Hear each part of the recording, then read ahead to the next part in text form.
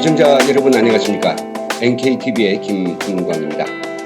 북한 경제 전문가 김태산 선생과 함께 최근에 북한 경제 상황을 함께 맥을 짚어보는 그런 시간을 가지도록 하겠습니다. 그러면 김태산 선생을 만나보겠습니다. 선생님 어서 오십시오. 안녕하세요. 네, 천고마비 계절입니다. 그렇네요. 예. 또 낚시질을 많이 다니시겠죠? 예, 그렇습니다. 작년에만 그 학살한 물고기가 많죠? 뭐 그렇게까지 말하면 학살이 뭡니까? 그저 즐길 뿐입니다. 아니죠. 아니 즐겁게 살아간 물고기를 잡아가지고 이게 재미와 흥미와 쾌락을 보고 배까지 채운다는 게 문제가 있는 거예요. 그게 그렇게 보면 안 돼요. 낚시라는 게 뭐 잡아먹자고 가는 게 아니라 사실 네. 난 뭐 배 타고 나가지 않고 이제 바닷가에서 이제 앉아서 하는데 고기 잡아서 가져갈 규격이 있지 않습니까? 사이즈가. 그 바다 옆에서는 그만한 사이즈가 나오질 않아요. 큰 고기가 잡히는 게. 그러니까 그저 작은 고기 잡았다가 인사하고 가라 하고 놔주고 그러다 뭐 친구들하고 술 한 잔씩 먹고 오는 거죠. 뭐 그죠. 예, 그래서 술 드시러 바닷가에 간다. 그래 바닷가에 가서 저 스트레스도 풀고 즐기는 겁니다. 역시 경제 전문가는 맞습니다. 키워서 잡아먹겠다. 그렇죠. 예. 자, 그럼 뭐 북한 경제도 키워서 먹으려고 하는 그런 노력들이 참 있었으면 좋겠는데. 그러게 말입니다. 예. 오늘 주제는 말입니다. 김정은이 최근에 이제 경제 각 분야에 대한 시차를 좀 뻔질나게 하면서 분주탕을 피우고 있는데. 그렇죠. 예. 그것이 북한 경제에 미치는 영향, 그리고 그렇게 하면 또 북한 경제가 살아가는가, 이런 것들 좀 함께 보려고 하거든요. 뭐 저는 북한에서 살아봤고 또 북한 경제 분야에서 이제 일을 해본 사람으로서 그런 보도들이 이제 나올 때마다 뭐 솔직히 말해서 숨을 짓습니다. 뭐 대한민국 사람들은 뭐 총리라는 사람까지 나서서 그런 보도들을 보고 이게 인민을 위한 뭐 지도자가 나오지 않느냐 뭐 이런 식으로까지 뭐 찬양을 하고 막 이러는데 가소롭기만 하고 왜 그렇게 이야기를 하나 하면 뭐 지도자가 현지에 내려가서 돌아다닌다고 해서 경제가 살아날 수가 없는 겁니다. 우리 총체적으로 별 의미가 없다라고 이제 말씀하시는데, 그렇죠. 예, 그러면 먼저 지난 한 2주 동안 요 최근 근래 김정은의 이 북한 경제 각 시찰에 대한 그런 현황들에 대해서 사진으로 먼저 보도록 하겠습니다. 지금 화면에 나가고 있는 사진이 김정은이 모양산 의료기구 공장을 현지 지도하였다 이렇게 나오는데, 이 의료기구 공장 어떤 겁니까? 이게 김일성 시대에 이제 지어놓은 공장입니다. 네. 그때 1971년도에 이제 시작을 해가지고 1년 동안 이제 건설을 한 건데, 여기서 말하자면 뭐 의료기구 말 그대로입니다. 주사기도 나오고 뭐 병원에서 쓰는 의자도 만들고 간단하게 의료 부문에서 쓰는 치과 진료, 치과 진료 뭐 이런 것도 나오는데 뭐 지금 현재 대한민국에서 쓰는 그 의료 설비들에 비하면 뭐 완전히 19세기 공장이라고 봐야죠. 그러네요. 그리고 또 그 김정은이 이제 삼지연군 안에 건설장을 이제 또다시 돌아봤다라고 이제 뉴스가 나왔는데요. 뭐 저번 달에 김정은이 삼지연을 돌아보면서 아주 노동신문의 역사상 처음으로 건설 분야에 심각한 자기들이 부진 상황을 인정하고 그 원인이 일꾼들에게 있다고 하면서 혹독하게 처해간 그런 곳이기도 합니다. 두 번째로 방문했네요. 그리고 또 그 앞서서 김정은은 이 원산 갈마 해안관광지구 공사장을 아마 세 번째로 가는 것 같습니다. 또 그쪽을 찾아가기도 하고 기타 또 인민군대의 양식장을 돌아보기도 했네요. 자, 그러면 김 선생 많이 지금 돌아다니고 있습니다. 왜 돌아다녀요? 이게 뭐 김정은이가 지난번에 김일성이 그 타이틀을 가지고 김일성이 하던 짓을 따라 배우느라고 그대로 하느라고 지금 돌아다니고 있습니다. 한마디로 말해서. 왜 그렇게 말할 수 있냐면 원래 지도자라는 사람은 현장에 나가서 뭐 뛰는 게 아니라 꼭대기에 앉아서 국가 전반적인 걸 짚어놓고 전문가들을 불러다 놓고 잘못된 건 왜 잘못됐나를 총화하고 바로잡아 나갈 방향과 그 방법을 제시하는 게 옳지. 조그만 이 의료기구 공장 같은 거 이거 솔직히 3급 기업소입니다. 노동자 한 번 200~300명도 안 되는 이런 조그만 기업소에 나가서 뭐 그거 안 됐다고 꾀꾀 고래기 치고 한마디 말해서 꼭 이 지도자는 앉아서 북한이 무슨 경제입니까? 계획 경제이기 때문에 우려기구 공장에도 생산 계획만 또 의자, 주사기 몇 개 만들라는 이런 계획만 숫자만 또 읽어줄 것이 아니라 그걸 만들 자재와 원자재, 전기 이거를 공급해 줘야 생산이 제대로 나올 거 아닙니까? 근데 국가가 지금 망해가지고 경제가 망해서 달러가 없어서 다른 나라에서 의료기구를 생산하는데 필요한 원자재와 보조자재, 그 다음에 전력을 공급 못해줘서 공장이 돌아가지 못하는데 그걸 해결하지 않고 지도자라는 사람이 거기 나가서 하는 공장이 돌아가지 않는 건 니런 새끼들이 일을 잘못해서 욕을 했잖아요. 자세히 그 자세히 이 책이 있잖아요. 글이 나오지 않았어요. 예. 이 가면 이거 아니라는 게 이건 지도자의 자격이 없습니다. 근데 이 사람은 뭐 김일성이 뭐 그대로 흉내낸답시고 지금 돌아다니는데 이거는 오히려 사람들에게 지금 북한 사람들에게 공포증을 유발하고 있습니다. 옛날에는 그래도 김일성이 한번 왔다 가면 그 뭐 해결해 주는 것도 있고 막 이렇게 김일성이 와서 뭐이 부족하냐 하면 수령님 이거 이런 게 부족합니다 하면 그거 해결해 줘. 뭐 주석권투로 이것도 해결해 주고 근데 이 사람은 그런 능력은 안 되거든요, 솔직히. 예, 그러니까 뭐 오히려 지금 이 순간부터 북한의 지역들에서 공장 기업소들에서는 김정은이가 온다게 되면 막 공포심이 일 겁니다. 야, 이거 이번엔 또 누가 죽겠냐. 뭐 김정은이가 이제 그렇게 한 번씩 욕을 하고 가면 그 뒤로 이제 후속 조치해서 당조인의 검열 들어가고 보위부 검열 들어가고 안전부 검열 들어와서 이제 그 지배인 당비서는 무조건 잡아다 쏴 죽일 것이고 뭐 간부들은 모조리 모가지를 딸 텐데 이 공포감을 조성하는 겁니다 지금 이거. 북한 전 지역에 지금 공포감이 휩쓸고 있는 겁니다. 그러네요. 이건 인민의 지도자가 아니라 이건 공포 지도자죠. 예. 그 여러 이제 총합적인 분석을 하셨는데 하나씩 좀 이제 좀 봅시다. 예.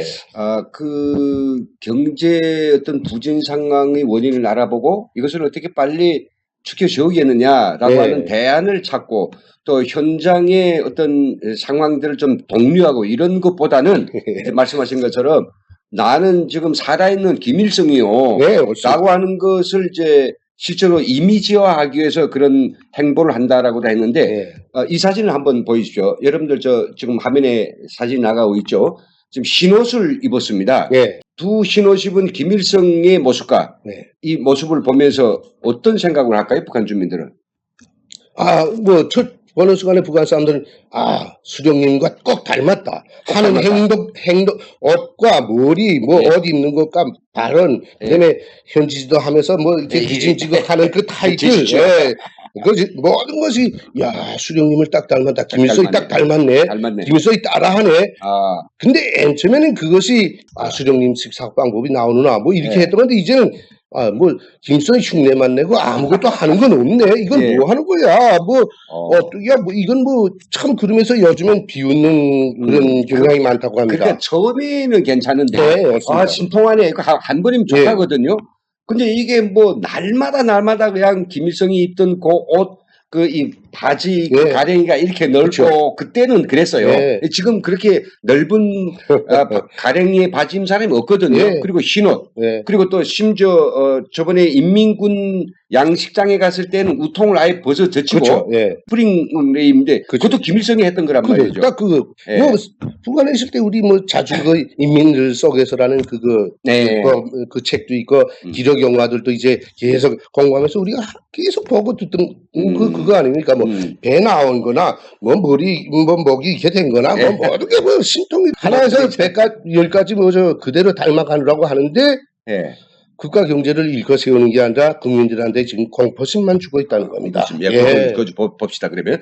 자, 그렇다면 이게 김일성과 똑같은 모양의 흉내를 내야 될 필요는 뭐가 있습니까? 자기는 청년 지도자고 신시대 현세의 그런 지도자인데 왜 하필이면 좀 40~50년 전에 50년 이전의 지도자의 흉내를 내야 될까요? 그게 이유가 있습니다. 제가 50년대에 나왔으니까 김일성 시대 살아봤고 김정일 시대 살아봤고 김정은 시대도 살아봤는데 사람들이 우리 같은 나이 든 사람들이 그때 국가 일을 하던 사람들 인민들도 북한 주민들도 그래도 김일성 시대 때가 괜찮았어.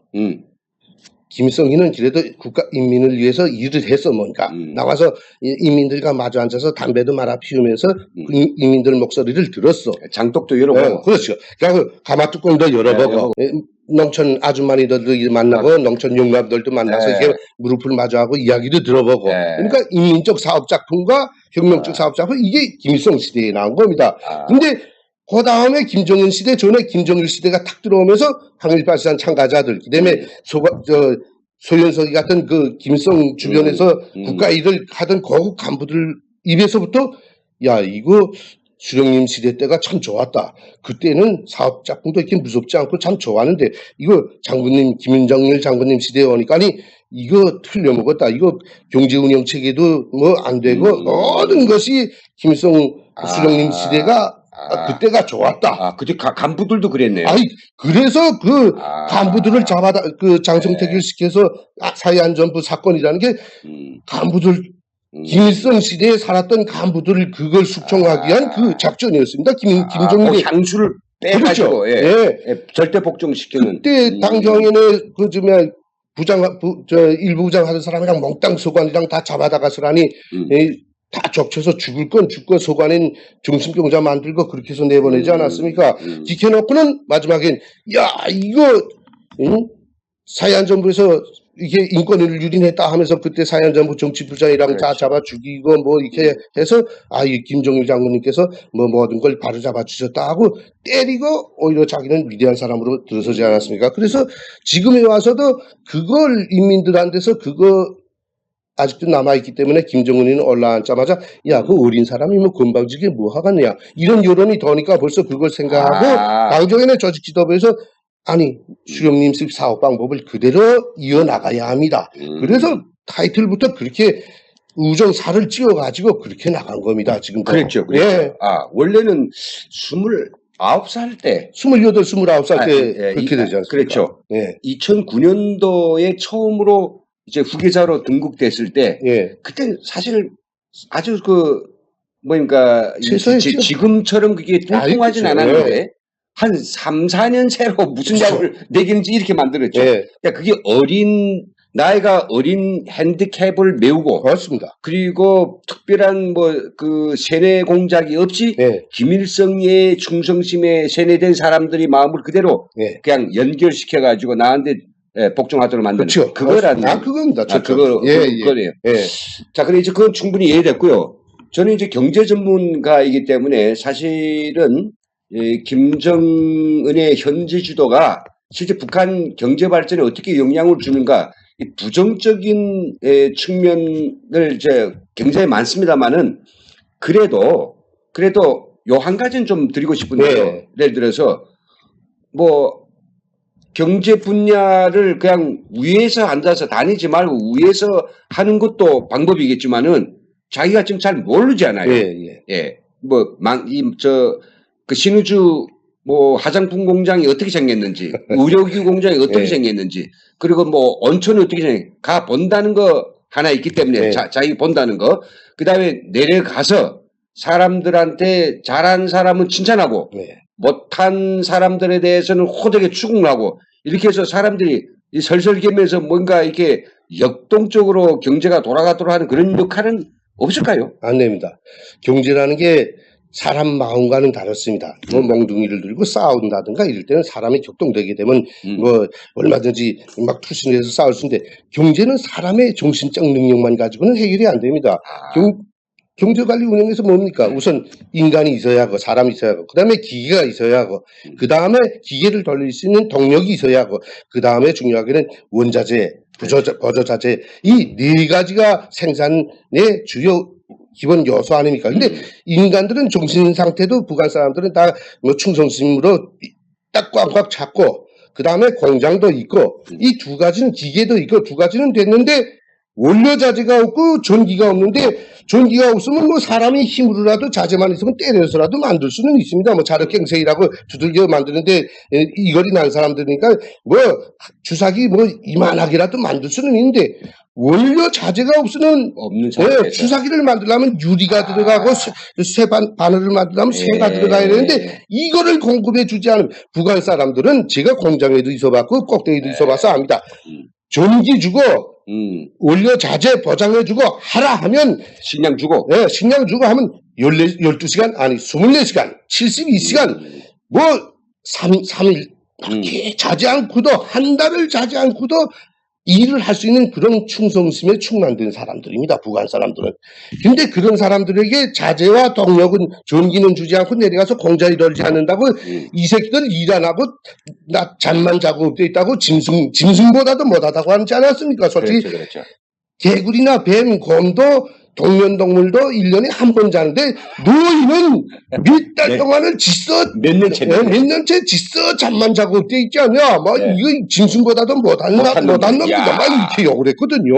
아, 이게 지도자의 품격도 안 되거니와 초보적인 상식도 없는 사람이죠. 해결해주고 아, 집안에서도 가장들도 자기 딸 자식들한테 공부를 할 수 있는 여건, 책도 싸주고, 그다음에 연필도 사주고, 이게 책상도 마련해주고, 돈도 대주고, 학원을 가주고, 이게 여건을 마련해주고 공부를 하라고 그래야지. 책도 안 사주고, 학원도 안 보내고, 연필도 안 사주고, 공부하라면, 자식이 공부할 수 있어요? 공부할 여건, 책도 없지, 연필도 없지, 학원도 못 가고 어떻게 하겠어요? 그렇지. 말씀은 옳은데, 네. 그래도 없으니까, 동력도 없고, 네. 자재도 없고, 식량도 없으니까, 그럼 가만 놀릴 수는 없잖아요. 네. 그럼 내려가서, 이놈들 말이야, 몇 년째 지서 잠만 자고, 쿨쿨 잠만 자면서 일도 안 하고, 욕을 하면서라도, 결국은 뭔가 정신을 발동시키고, 네. 없는 것은 만들어내고, 또 부족한 것은 찾아내고, 그렇게 해서 뭔가는 하도록 해야지, 뭐 아무것도 없다 해서 가만히 놔두면 북한 네. 전체가 침체되잖아요.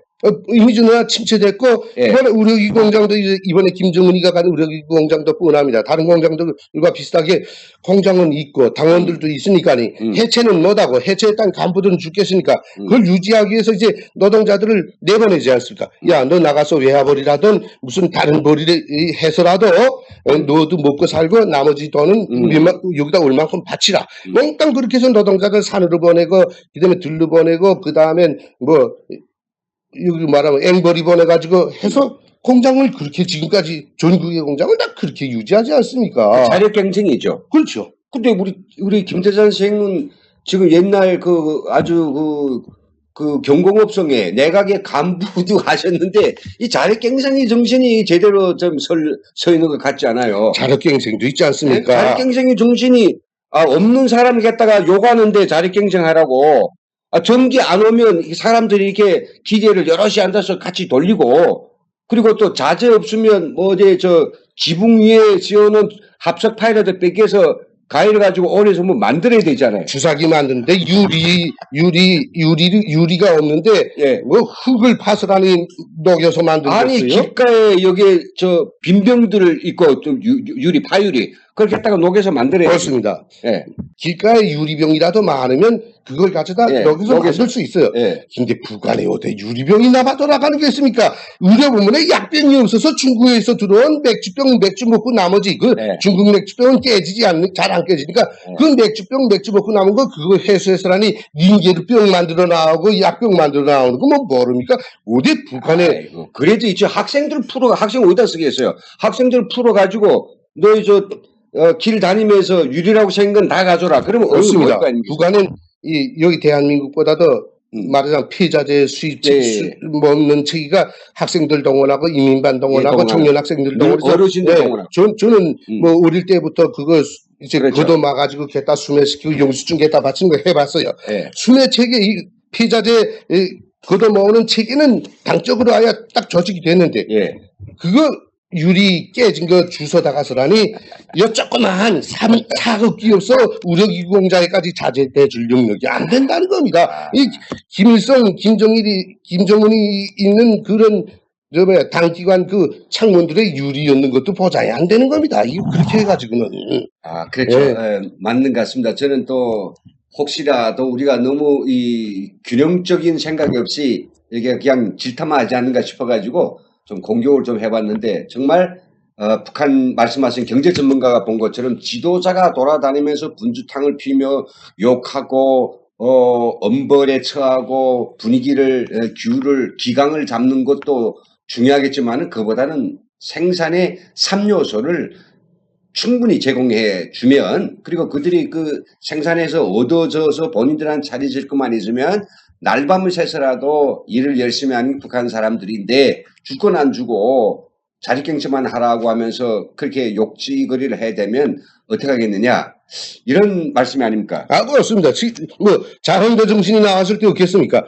퇴비를 말하자면 농장밭에 줄 비료가 없으니까 자체를 해결하라고 해서 그때 연합군이 어떻겠습니까? 딸딸이 발구지에다 싣고서 도시의 노동자 사무원들이 농촌에 갔다가 주고 영수증을 받아오는 예. 체계를 했잖아요. 그때 강계시의 전반적인 노동자 사무원들이 그 딸딸이에다가 조그만 손딸구지에다 싣고서 농장으로 가는데 예.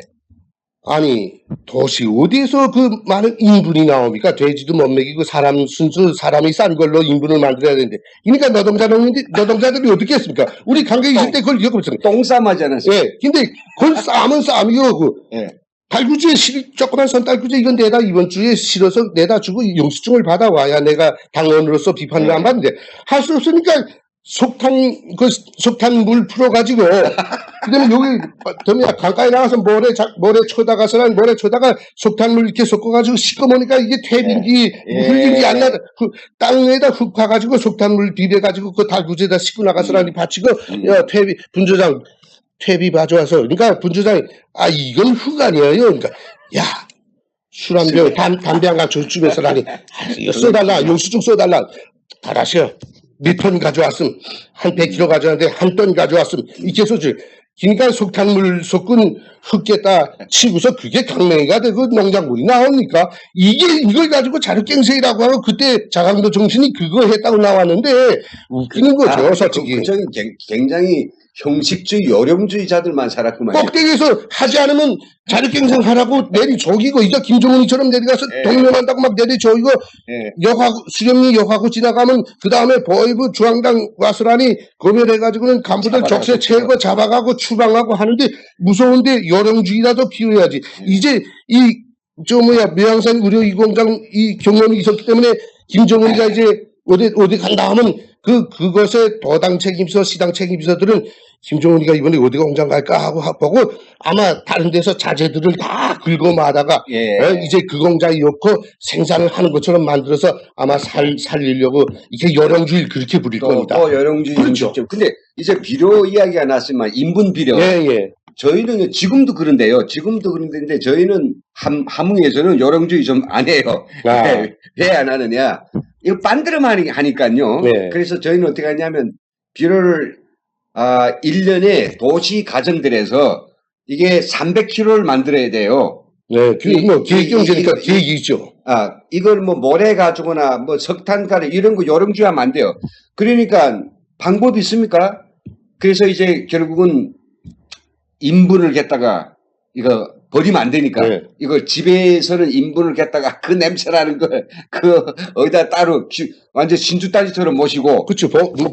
자꾸 채워가니까. 그렇죠. 모시고 그리고 다른 이 단독주택 쓰는 사람들의 그 화장실 있잖아요. 그걸 또 돈 주고 그걸 사오는 거예요. 그걸 사가지고 저희 집 앞에 아니면 그 도로변에 쫙 인분을 깔아요. 쫙 깔아가지고 햇볕에 말린단 말입니다. 그러면 300kg 하라 그러죠?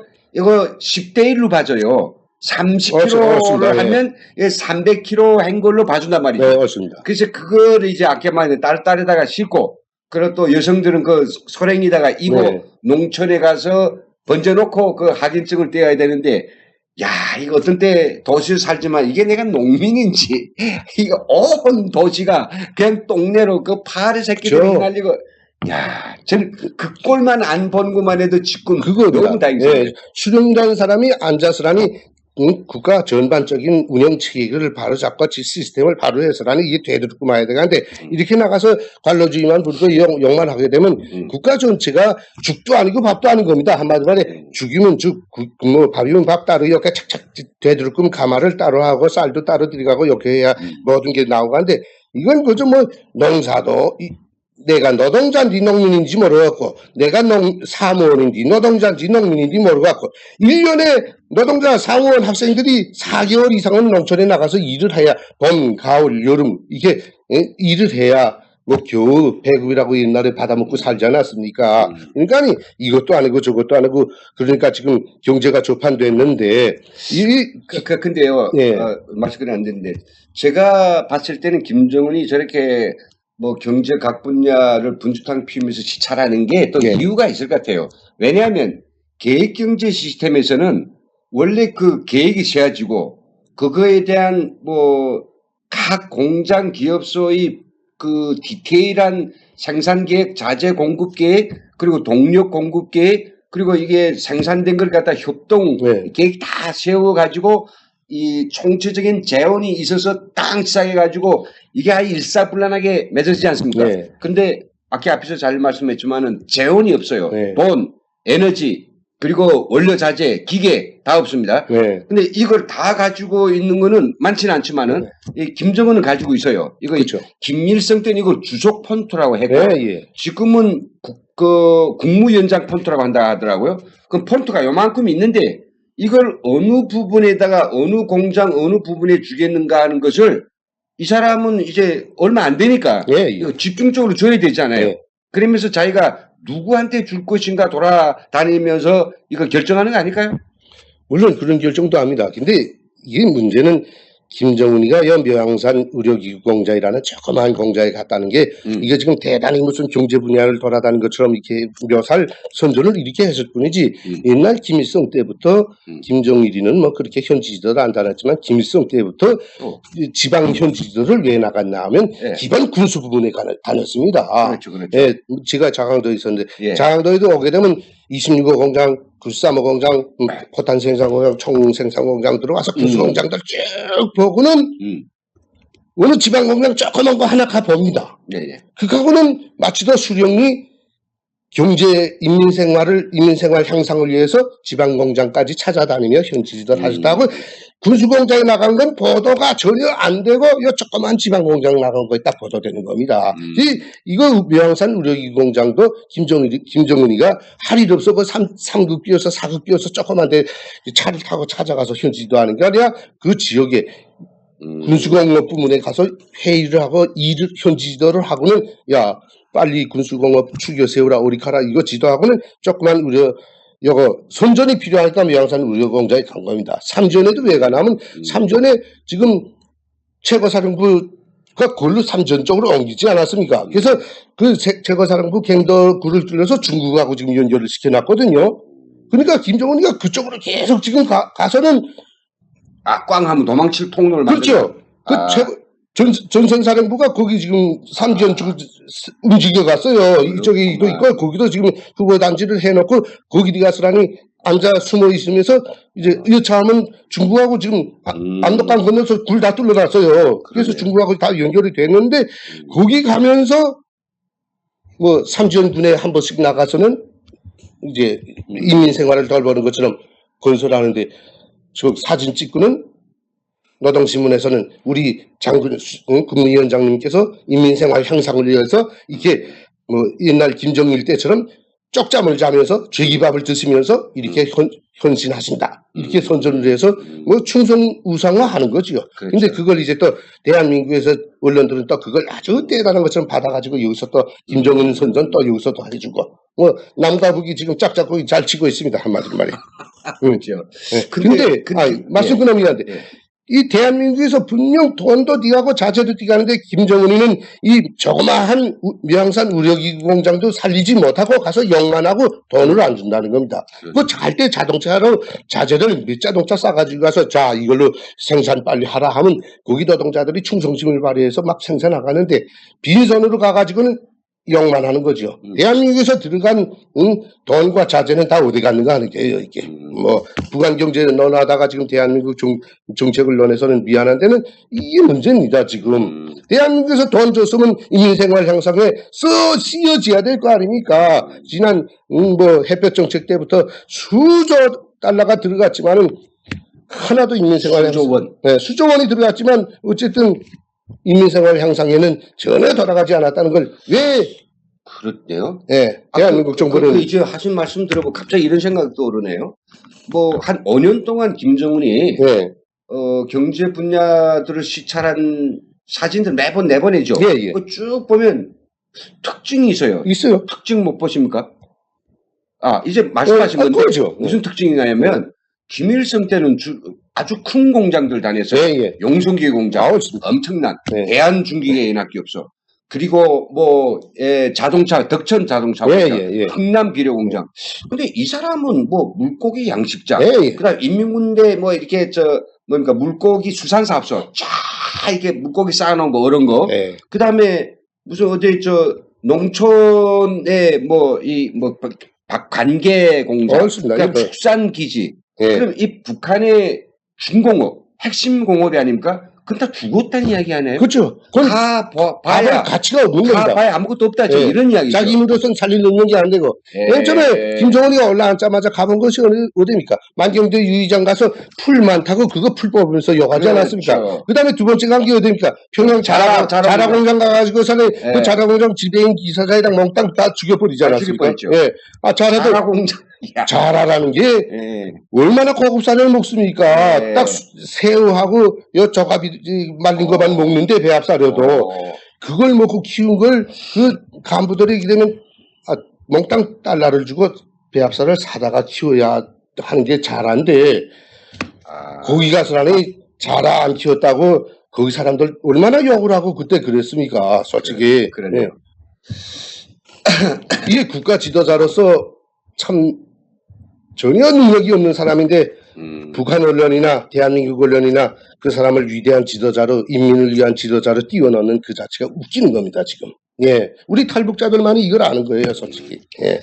그리고 그런데 또 다른 하나 특징은 네. 이거 다니면서 이 욕을 해야 된단 말이에요. 그게 참 네, 문제입니다. 그 한번 좀 구체적인 행간을 읽으면서 예. 노양산 그 의료기구 공장을 찾아가서 사람들 갖다가 짐승에 비교하면서 아까 말씀하신 네. 그 부분 노동신문 직접 나온 거죠. 그 여기 네, 있습니다. 화면에 띄우고 계시니까 우리 김 선생님 좀 한번 읽어봐 주십시오.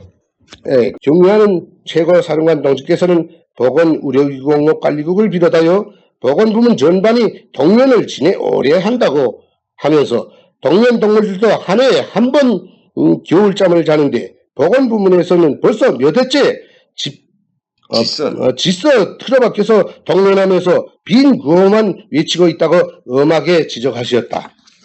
하여튼 이 몽땅 다 이 지적하셨다 욕을 한 건데 아무리 독재 국가 대통령도 네. 국민들 앞에 나가서 이런 리가 없습니다. 그래 저 잘못한 건 좀 또 이야기해야 네, 되잖아요. 물론 저 잘못한 거는 네. 간부들 불러다가 뭐 큰 최고 수령이니까 뭐 예의할 필요 없고 야 지배인 이게 어떻게 된 거야? 도문 왜 안 됐어? 안 된 거 이야기해보라. 왜 안 되는 이유가 있을 거 아니야.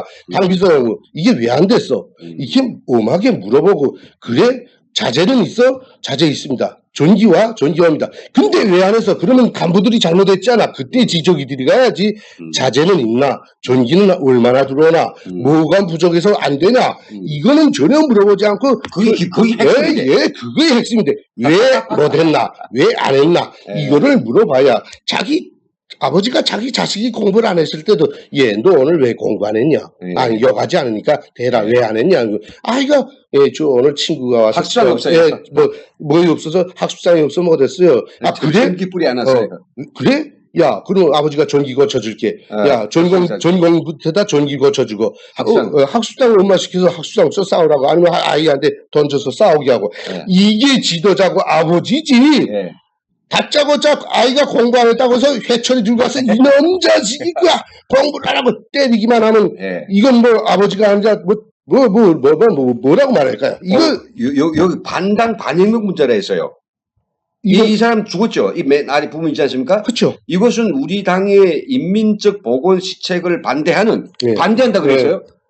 반인민적, 반단적 행위나 같다고 말했다. 그러니까 이 사람 죽은 거야. 그 사람만 죽는 게 아니라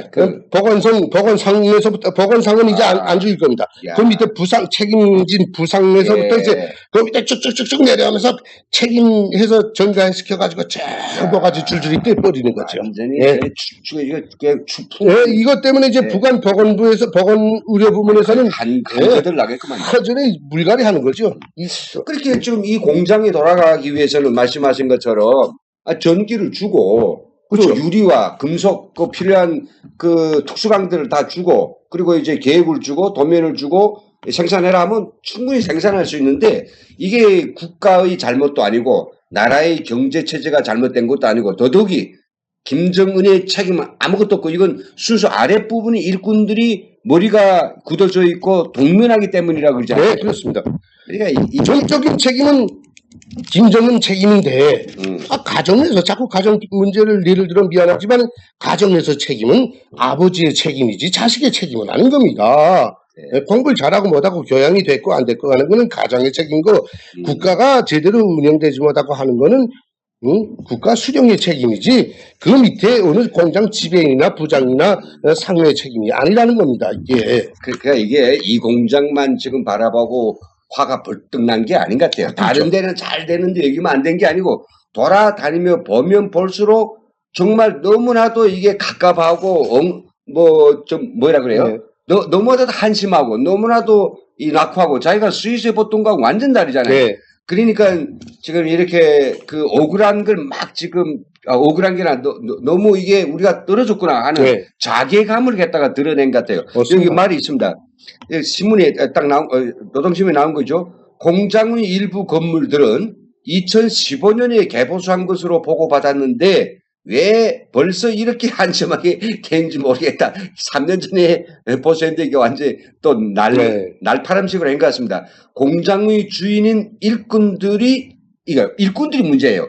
공장애를 지니고 알뜰하게 정상 관리하지 않으니 이렇게 될 수밖에 없다고 지적하시면서 보이는 그대로 의료기구 공장이 아니라 좋게 말하면 농기계 창고, 정확히 말하면 마구간을 방불케 한다.